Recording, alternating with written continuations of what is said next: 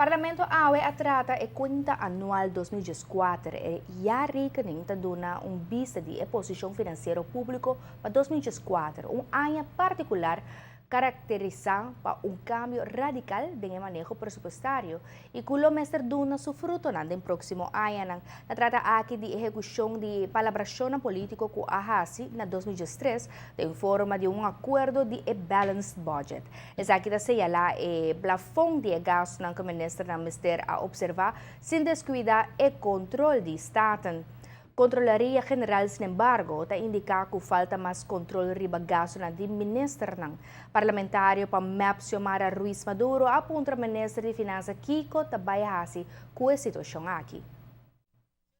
Em 2014, a Algemene Rekenkamer também está dando sinal e vamos considerar isso aqui sinal forte no Parlamento de Aruba e a mostrar nós arriba e falho do Parlamento e falho para controlar que a conduzir na situação que a guarda biba na 2014 e que tem ainda que não tem muito melhoração de e falho de controle e também é falho de tomar ação. So, hope que senhor presidente, verdade, por ganhar, questionar algo, pero se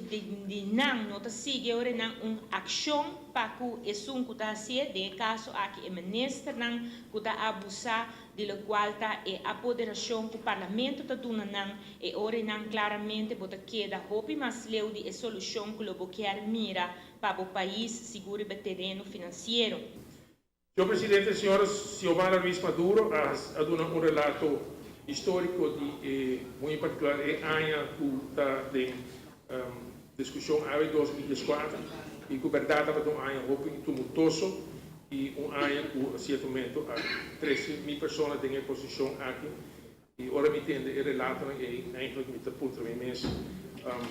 dat komen por aí assim na leu permite para o que se trata é assim chamada onrechtmatige overschrijdingen caminho com a Algemene Rekenkamer te doen een relato de na página 5 agora contra aqui que nós está HASI para essa aqui não e muito em particular caminho da Algemene Rekenkamer te pedir mais detalhe mais explicação e pensar aqui me vou dizer que nós vai dar mais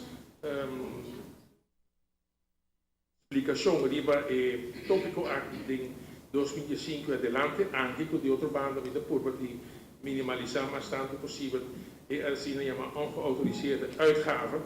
Anche come di remarcare con parti grandi di sumana aqui administrativo, dus nota gasto na nota placa com awardo sacar fora de carro do governo, pero tá sumana administrativamente tá agora processado por motivo de afschrijvingen com min post per not gasto e também para provisionen, voorzieningen, que também dus boekhoudkundige boeking como está como dedução, pero com nota gasto de efetivo.